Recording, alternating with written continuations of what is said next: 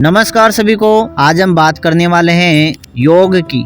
योग का सामान्य अर्थ देखा जाए तो योग का मतलब होता है जोड़, और इसका थोड़ा सा भावार्थ किया जाए एक शब्द में तो योग का मतलब होता है जुड़ना।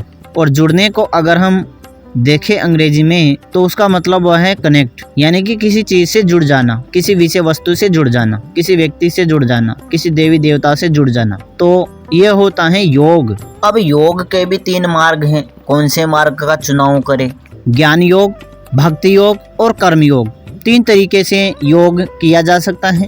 अब व्यक्ति को अपनी बुद्धि, स्वभाव और योग्यता के अनुसार इनमें से कोई एक मार्ग चुन लेना चाहिए।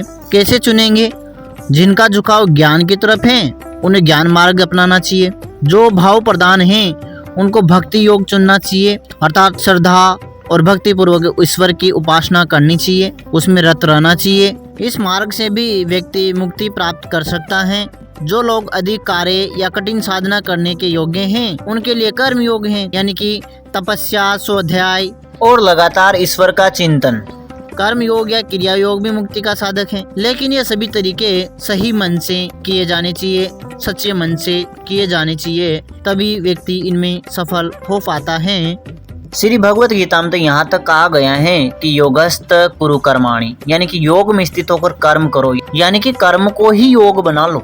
अब व्यक्ति ने अपने योग्यता के अनुसार, अपनी बुद्धि के अनुसार, अपनी क्षमता के अनुसार, अपनी रुचि के अनुसार जो योग के मार्ग हैं उनमें से एक मार्ग का चुनाव कर लिया, या तो ज्ञान योग या भक्ति योग या कर्म योग, तीनों में से किसी एक को चुन लिया। अब बात आती है आगे चित्तवृत्तियों की, यानी कि मन की आती हैं।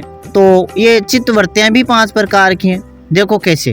पहली तो आती है क्षिप्त, रजोगुण प्रधान, यानी कि जो व्यक्ति का मन है वो कभी भी एक विषय में नहीं ठहरता है, यानी कि 1 सेकंड में इस विषय पे है, 1 सेकंड बाद ही किसी और विषय में लग जाएगा। अभी मन यहाँ पर है, कहीं और चल जाएगा। मन को चंचल भी तो कहा गया है ना। तो जो चित्त है वो इसमें क्षिप्त अवस्था में रहता है। क्षिप्त यानी बिल्कुल छिन्न भिन्न, कुछ पता ही नहीं है। एक कांच को तोड़ो तो कितने टुकड़े हो जाते हैं, ठीक उसी प्रकार से यहाँ पर चित्त की अवस्था रहती है। वह किसी एक विषय में स्थिर नहीं रह पाता है। ये मन की, चित्त की पहली अवस्था है। जैसे किसी व्यक्ति को नींद आ रही है तो वह 1 मिनट बाद किसी जगह, थोड़ी देर बाद उसे दूसरा स्वप्न आ जाता है, थोड़ी देर बाद तीसरा स्वप्न आ जाता है, यानी कि एक प्रकार से व्यक्ति को नींद भी नहीं आ पाती है। और इसका अंत में परिणाम ये निकलता है कि व्यक्ति को जब उठता है तो आलस्य और निद्रा आती है, यानी कि आलस्य और निद्रा का उदय होता है ऐसी चित्तवृत्तियों की वजह से। जो इन व्यक्तियों को स्वप्न आते हैं अधिकतर हो सकता है वो गहरी नींद लेते हैं, लेकिन जिनको ज्यादा स्वप्न आते हैं वो सुबह भी ऐसे ही थके थके उठते हैं। तो यही चित्त की पहली वृत्ति। अगली वृत्ति आती है मूड, यानी कि निद्रा।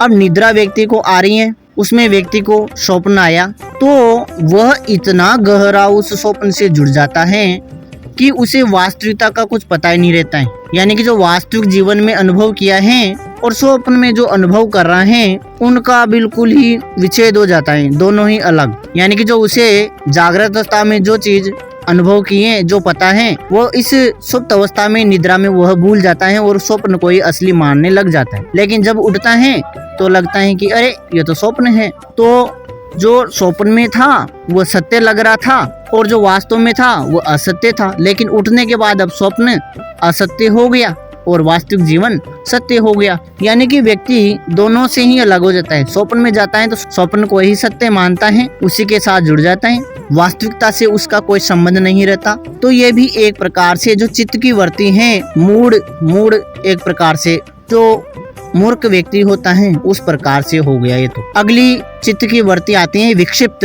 विक्षिप्त का मतलब होता है छूट जाना, टूट जाना, अलग हो जाना, यानी कि इसमें जो चित्त की वृत्ति है वो थोड़ी सी आंशिक रूप से इसमें चित्त एकाग्र रहता है, यानी कि आप किसी एक विषय में ठहर जाते हैं कुछ समय के लिए, लेकिन थोड़ी ही देर बाद चित्त किसी और विषय में लग जाता है। जो पहला विषय है वह छूट जाता है, यानी कि वो पूरा भी नहीं हुआ, उसका पूरा ज्ञान भी नहीं हुआ और वह छूट जाता है। कुछ समय के लिए उस चीज से जुड़ते हैं, लेकिन अब अगले ही पल दूसरी स्थिति से हम जुड़ जाते हैं। यह है विक्षिप्त अवस्था।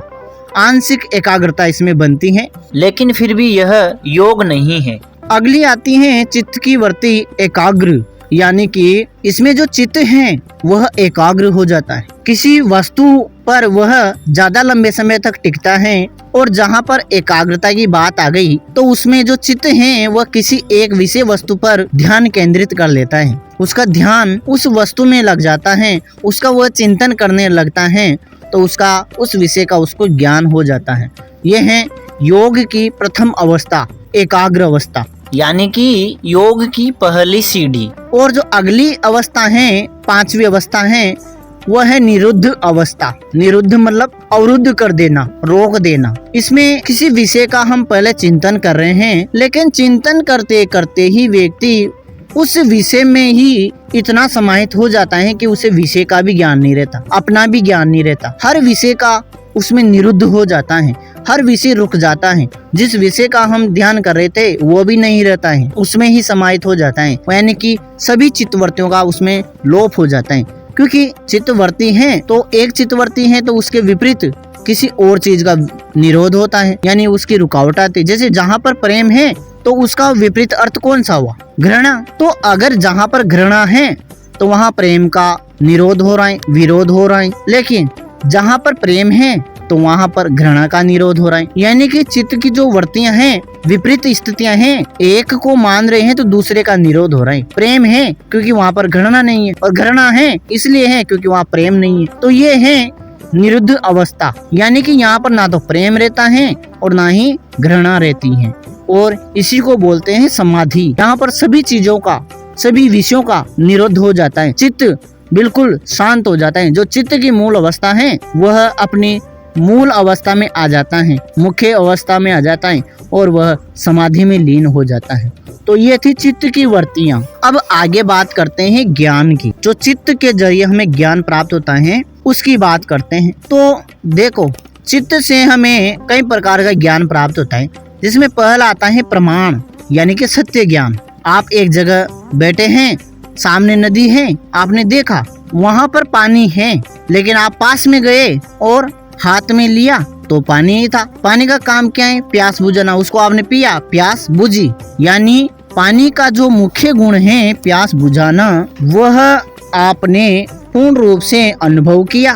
तो ये था सत्य ज्ञान, यानी कि आपने पानी जाना दूर से और पास में जाने के बाद भी पानी ही था। तो ये था सत्य ज्ञान, प्रमाण, प्रमाणिक ज्ञान। अगला आता है इसमें चित्त का दूसरा रूप विपर्यय, यानी कि भ्रम, मिथ्या ज्ञान। यानी कि आप जब गर्मियों के दिनों में देखते हैं तो सड़क पे कहीं पर आपको पानी भरा हुआ दिखाई देता है, लेकिन पास में जाते हैं तो वहाँ पर पानी ही नहीं है। दूर से पानी तो लगा था, लेकिन पास जाने के बाद पानी है ही नहीं। यानी कि ये क्या है? भ्रम है, मिथ्या ज्ञान है, झूठा ज्ञान है, यानी कि वो वास्तविक नहीं है। अगला आता है विकल्प। चित्त की जो 5 की अवस्था है, मन की अवस्था है, विकल्प तीसरी अवस्था। विकल्प मतलब कल्पना। जैसे बोला आपसे, अधिकतर कहा जाता है हिरणी जैसी चाल, नागिन जैसे बाल।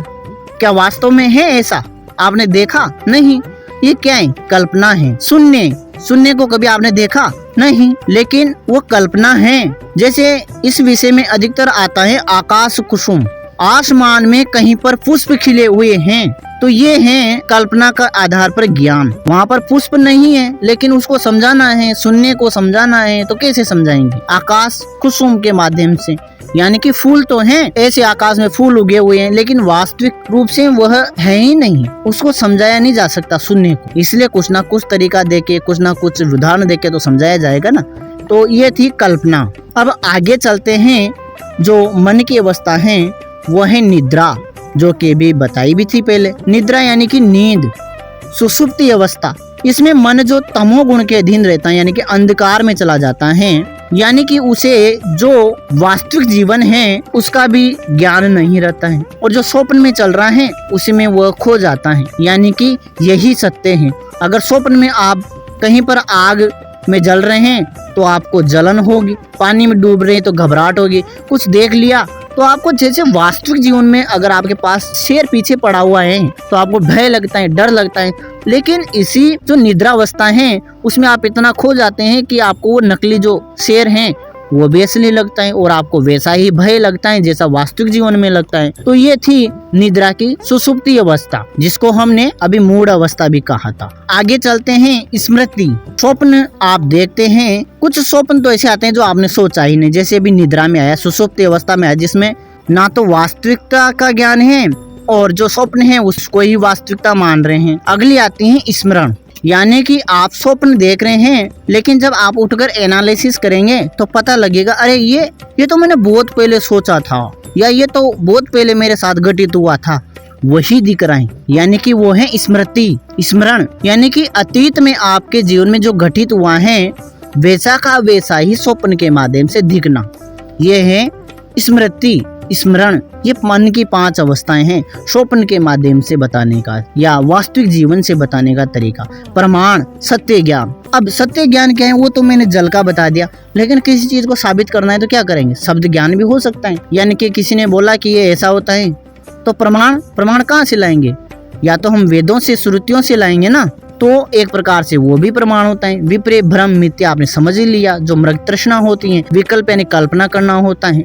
निद्रा यानी कि नींद में वास्तविकता का ज्ञान नहीं रहता है। और स्मृति में आपने जो जीवन में, स्थूल जगत में आपने महसूस किया है, आपका जो पिछले समय में आपके साथ घटित हुआ है वही दिखना, वो है स्मरण। तो ये मन की 5 अवस्थाएं भी हो गई, चित्तवृत्तियां भी हो गई। अब जब बात योग की चल रही है, योग दर्शन की चल रही है, तो योग के जो अंग हैं वो भी आनी चाहिए। तो जो योग के अंग हैं वह योगांग हैं। आपने सुना होगा योगांग, अगर ये नहीं सुना तो योग के अंग हैं 8। तो अष्टांग योग सुना होगा ना, तो वह अष्टांग योग यही है, जिसमें पहला आता है यम, फिर आता है नियम, फिर आता है आसन, फिर आता है प्राणायाम, फिर आता है प्रत्याहार, फिर आता है धारणा, फिर ध्यान और अंत में आता है समाधि अवस्था। ये हैं योग के 8 अंग।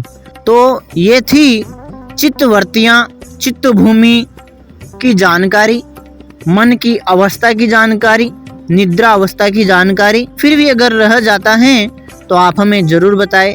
नमः शिवाय, नमः श्री कालिके।